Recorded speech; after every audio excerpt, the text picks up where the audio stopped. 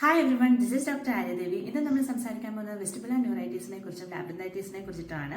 ഇത് രണ്ടും നമ്മുടെ ഇന്നീരിയർ കംപ്ലൈൻസിന്റെ കൂട്ടത്തിൽ പെടുന്നതാണ്. അതുകൊണ്ട് തന്നെ വെർട്ടിഗോ എന്ന് പറയുന്നത് ഇതിന്റെ വളരെ പ്രധാനമായിട്ടുള്ള ഒരു സിംറ്റം ആണ്. വെസ്റ്റിബുലർ ന്യൂറൈറ്റിസ് എന്ന് പറയുന്നത് വെസ്റ്റിബുലർ നെർവിനുണ്ടാകുന്ന ഒരു ഇൻഫ്ലമേഷൻ കാരണം ഉണ്ടാകുന്ന കംപ്ലൈന്റ് ആണ്. അപ്പോൾ ഇവിടെ വെസ്റ്റിബുലർ നെർവ് എന്ന് പറയുന്നത് അതിന്റെ ഫംഗ്ഷൻ, നമ്മൾ എവിടെയാണ് നിൽക്കുന്നത്, നമ്മുടെ പൊസിഷനിലുള്ള ചേഞ്ച്, നമ്മുടെ മൂവ്മെന്റിലുള്ള ചേഞ്ച്, ഈ ഒരു ഇൻഫർമേഷൻസ് എല്ലാം നമ്മുടെ ബ്രെയിനിലേക്ക് കൊടുക്കുക എന്നുള്ളതാണ് വെസ്റ്റിബുലർ നെർവിന്റെ ഫംഗ്ഷൻ. വെസ്റ്റിബുലർ ന്യൂറൈറ്റിസിൽ നമുക്ക് സിവിയർ ആയിട്ടുള്ള തലകറക്കം, അതിന്റെ കൂടെ തന്നെ വോമിറ്റിംഗ്, നോസിയ ഇതൊക്കെ ഉണ്ടായിരിക്കുന്നതാണ്. കേൾവിക്കുറവോ അല്ലെങ്കിൽ ടിനിറ്റസോ ഒന്നും ഈ ഒരു വെസ്റ്റിബുലർ ന്യൂറൈറ്റിസിൽ ഉണ്ടായിരിക്കുന്നതല്ല. ഇനി ലാബ്രിന്തൈറ്റിസ് എന്ന് പറയുന്നത് ഇന്നറിയർ സ്ട്രക്ചർ ആയിട്ടുള്ള ലാബ്രിന്തിനുണ്ടാകുന്ന ഇൻഫ്ലമേഷൻ കാരണം ഉണ്ടാകുന്ന ഒരു അവസ്ഥയാണ്.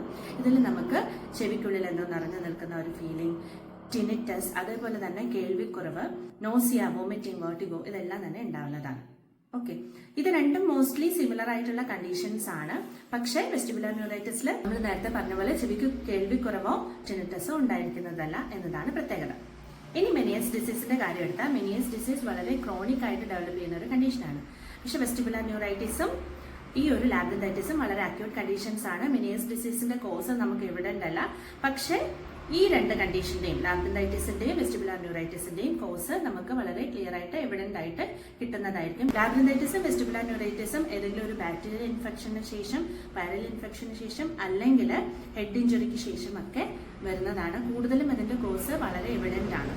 അതുപോലെ തന്നെ ലാബ്രിന്തൈറ്റിസിലുള്ള ചെവിയുടെ കേൾവിക്കുറവ് എന്ന് പറയുന്നത് അക്യൂട്ടാണ്. അത് പെട്ടെന്ന് തന്നെ പോകുന്നതുമായിരിക്കും. താൽക്കാലികമായിട്ട് ആ ഒരു കംപ്ലൈന്റ് ഉള്ളപ്പോൾ മാത്രമേ നമുക്ക് ആ ഒരു കേൾവിക്കുറവ് ഉണ്ടായിരിക്കുകയുള്ളൂ.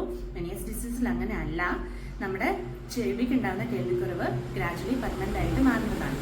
അപ്പൊ ഇതിൽ ഏതാണ് നമുക്ക് പ്രശ്നമായിട്ട് വരുന്നത്, അതായത് നമ്മുടെ വെർട്ടിഗോയുടെ കാരണം എന്താണെന്ന് നമ്മൾ ക്ലിയർ ആയിട്ട് മനസ്സിലാക്കിയതിനു ശേഷമാണ് ട്രീറ്റ്മെന്റ് തുടങ്ങേണ്ടത്. അപ്പോൾ ഇതൊക്കെ മനസ്സിലാക്കാനായിട്ട് നിരവധി ഇമേജിംഗ് ടെക്നിക്സും മറ്റു ടെസ്റ്റുകളും ലഭ്യമാണ്. മറ്റൊരു ടോപ്പിക്കായിട്ട് അടുത്ത വീഡിയോയിൽ കാണാം. താങ്ക്